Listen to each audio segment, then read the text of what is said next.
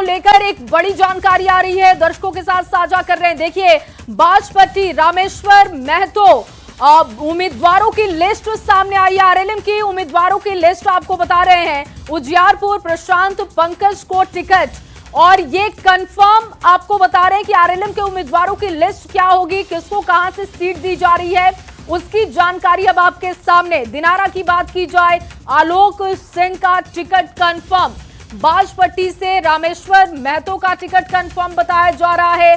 6 सीटें आरएलएम को दी गई हैं और देखिए उसमें मधुबनी माधव आनंद को टिकट कंफर्म बताया जा रहा है। और शुभी मेरी सहयोगी इस वक्त जुड़ चुकी हैं। शुभी, देखिए जो 6 सीटें हैं उस पर आरएलएम के उम्मीदवारों की लिस्ट सामने आ चुकी है। वाकई देखिए, आरएलएम उपेंद्र कुशवाहा की पार्टी को 6 सीटें दी गई है और इन 6 सीटों में कौन कौन सी सीटें किसके खाते में गई है, कौन उम्मीदवार बनाया गया है, इसकी पूरी जानकारी अपने दर्शकों को दे रहे हैं। मधुबनी से माधव आनंद को सीट दिया गया है, उजियारपुर से प्रशांत पंकज। और देखिए इस पूरी खबर की जानकारी के साथ न्यूज 18 संवाददाता आनंद अमृतराज हमारे साथ फोन लाइन पर हैं। आनंद, जो उम्मीदवारों का नाम इस वक्त अपने दर्शकों तक हम पहुंचा रहे हैं, ये इन उम्मीदवारों के नामों का आप थोड़ा विश्लेषण करें कि क्या ये वही पहले के उम्मीदवार हैं जिन्होंने पिछली बार भी विधानसभा में चुनाव लड़ा था, या फिर कुछ नए चेहरों को भी मौका उपेंद्र कुशवाहा ने दिया है? कुशवाहा ने जिन लोगों को टिकट दिया है, इससे साफ साफ होता है कि जो उनके साथ लगे हुए थे, उनके लंबे समय से साथी थे, कार्यकर्ता थे, उनके ऊपर उपेंद्र कुशवाहा ने भरोसा जताया है। आप आलोक सिंह को लीजिए, संसदीय बोर्ड के अध्यक्ष थे, और उपेंद्र कुशवाहा जब लोकसभा चुनाव लड़ रहे थे कार्यकर्ता, तो उस समय भी उन्होंने काफी मदद की थी और लगातार उस चुनाव उनके साथ लगे हुए थे। इसी वजह से उन्हें जब पार्टी में शामिल करा के संसदीय बोर्ड का अध्यक्ष बनाया गया और आज उन्हें टिकट दिया गया दिनारा से। दूसरी महत्वपूर्ण बात, रामेश्वर महतो जो बाजपट्टी से है, रामेश्वर महतो इससे पहले जेडीयू में हुआ करते थे और जेडीयू में एमएलसी थे, लेकिन जब उनका टर्म खत्म हुआ और उनसे जब जेडीयू में उन्होंने अपना उपेक्षा का आरोप लगाया, उसके बाद वो जेडीयू छोड़े और उन्होंने उपेंद्र कुशवाहा का दामन थामा और आखिरकार आज उपेंद्र कुशवाहा ने उन्हें अपने पाले में करके उन्हें टिकट दिया है बाजपट्टी से।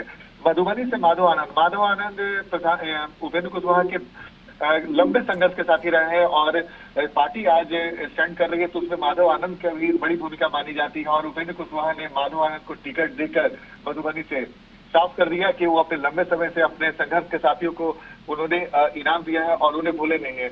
उजियारपुर से प्रशांत पंकज, जिनके फादर भी बिहार सरकार में मंत्री थे, उनके बेटे हैं और युवा चेहरा है, तेज तर्रार माने जाते हैं और उपेंद्र कुशवाहा के काफी विश्वस्त है, उन्हें टिकट मिला है।